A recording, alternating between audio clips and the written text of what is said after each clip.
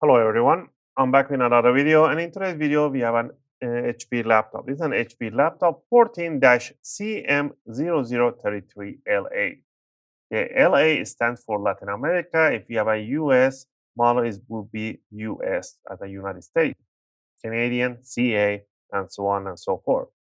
This is just a CM0033 model.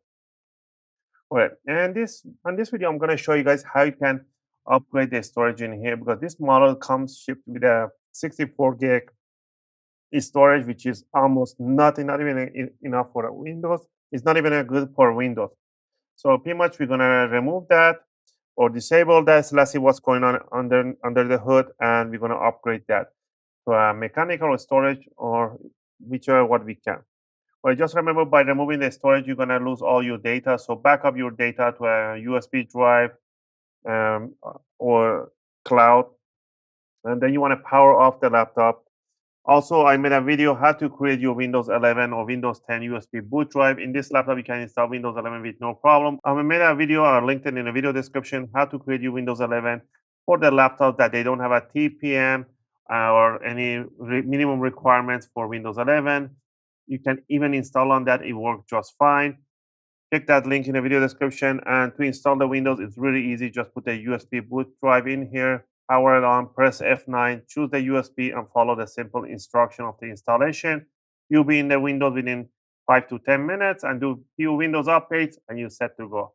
It's really easy. You can follow any of my Windows installation videos, so you don't have those extra bloatware, which we call them Candy Crush, McAfee, and affiliated programs. All right, with all that said, let's get into it. So tool number one is a good screwdriver set. We're going to be using an iFix screwdriver set. I purchased myself this basic tool set. We are going to use a Phillips number one, which I have it right over here outside. If you get the Pro set, they will include you with an opening tools and some tweezers. If not, grab yourself a guitar pick. A metallic guitar picks are suitable for this job. Curved or straight tweezers. One right here. It's kind of dirty test. All right, so down here, we're going to see two exposed screws that we're going to remove. All the screws that we remove on the bottom cover are the same size and height, so don't worry about mix matching them. The only downside is the front ones, those are the chrome. These are not they're chrome, but they're not shiny, all right? Or they call them silver color. And the hidden screw in the front rubber leg is that you need to lift up the rubber leg a little bit in 45-degree angle, just like this, and put it to one side once you see the screw. And the back one, you want to remove it entirely. So lift it up in 45-degree angle and put it to one side. Now you want to remove all these four screws, three in the back, one in the front. You're going to remove them. Also, if you guys like my videos, if you find my videos helpful and helping you guys out, you can support the channel by clicking the like and subscribe. I'll greatly appreciate it. All right, this one is not coming out because of that adhesive. With a magnet, you can pull it out. All right, now once you remove the screws, what you want to do, you want to grab the opening tool, you want to put it between the bottom cover and the palm rest, and you want to just rotate like this, and you want to hear a big click sound. Those are the clips are getting loosened up, you're not breaking anything. Even sometimes after so many years, the plastic does get expired and the clips do break, but that's not a big deal. The screws do their jobs, and this is just a cover holding it in place, which is not a big deal. So people say, oh, I try open and it broke a tiny clips. That's fine. Don't worry about it. It's not a big deal. Nothing's going to happen. Right. So once you remove to the back corners, you want to close it down. You want to lift it from the front, work it around, and it will release the back side. You see this clip sometimes, and look at this one. This one is kind of almost breaking out. So there we go. So don't worry about these tiny clips that they break. So it's not a big deal. All right.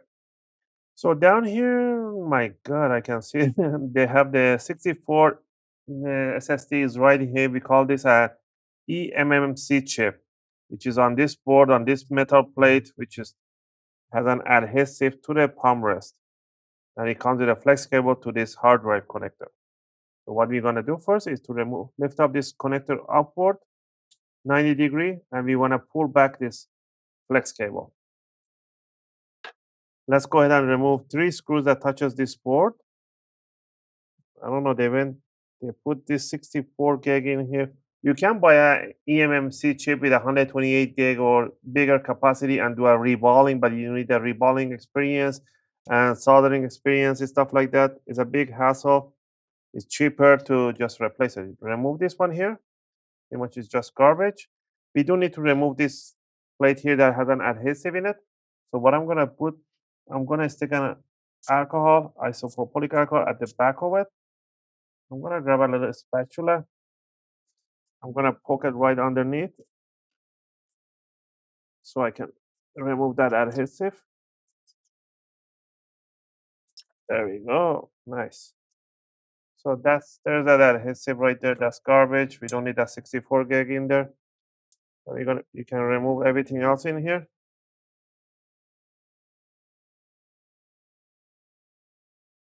Once we remove that one, now what you need to do in this case, the client wants to put a hard drive, mechanic one, but I'll recommend you a solid state drive. You can put a up to 4 terabyte SSD with no problem, or you can put up to 2 terabyte mechanical drive. The reason is if you put a higher capacity mechanical drive, it will be thicker and it will not close the bottom cover. So in this case, we're going to put 1 terabyte mechanical drive, but you can go up to 4 terabyte solid state drive. Right. But you cannot use the same flex cable in here because you need an adapter to convert this SATA port to this tiny flex cable, right? You can count the pins, the golden pins in here, so you know which cable you're gonna use. I'll have this adapter. I'll try to get the link for it, and I'll put it in the video description. Let me see how many pins is this one. I'm gonna count it, and I'll let you guys know in a second. Let me see if I can find my magnify glass. All right, this is a 10-pin connector. Let's see if this is a 10-pin too.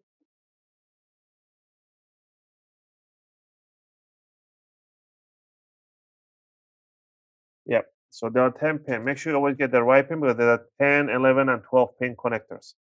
So we have the 10 pin connector. So what you want to do here, push it in here. You don't need a caddy because it's not going to go anywhere. So all you need to do is to find a, bend it over. Just don't stress the cable too much. Bend it like this and then bend it like that. So I'm going to say, I'm going to open up the clip 90-degree. Stick it in there. Close it down. And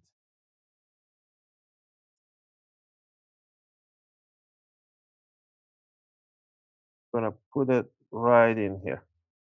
You can put a double-sided foam tape on the back on the other side. Let me see if I have a little bit so I can put. I should have some over here.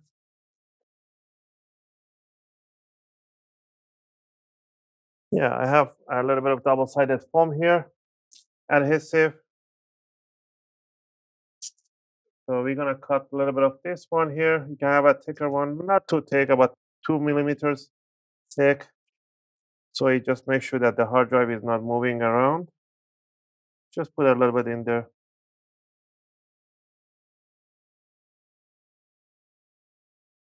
Once you have that one in there, all you need to do is to grab the bottom cover. Make sure the connector is in place. Bring it down from here. Push it down, squeeze it down. The front, the back, the sides. Make sure those click sounds. Oh, these are the screws for that one. I'm gonna put the 2 screws in the front. I'm gonna get to the Windows installation installed. The one I have a little different installation format. So we can see it does detect the hard drive. So, and then if you want to continue, watch any of my videos how to install Windows. So let's put these screws first. These corner back ones are important. These are the hinge screws. The rest is not that important, but these corner ones at the back, those are really important. So let's go ahead and put that one in there. And this one. And grab your charger. Actually, you don't have to disconnect the battery to do this. And when you open it and you see a gaps opening right in here, you want to pinch them together and it will pull the cover to itself in the back corners too. Make sure you close all of them on the sides. All right, so let me get the charger for this one. And let's put the charger. Let's get my Windows USB boot drive right over here. I'm gonna try this left side. If the left side doesn't work, I'll go to the right. I'm gonna power on. I'm gonna press F9 to choose my USB. I made a different USB bootable because I have lots of different Windows that I install in the shop. So yours can be different USB boot drive. Okay, okay.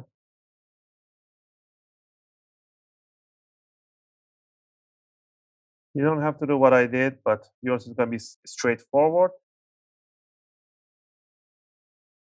And I'm gonna choose Windows 11, and it's gonna load up the window. Don't worry about this logo shifting over. It's gonna take me to the storage area right now. You should be able to see the hard drive in there.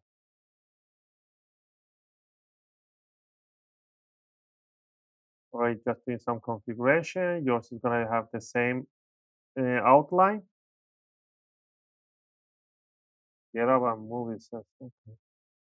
All right, so we can see the hard drive here, 1 TB space right in here. We can just click next and install the Windows in there. So we can delete every partition that we have in here except the USB.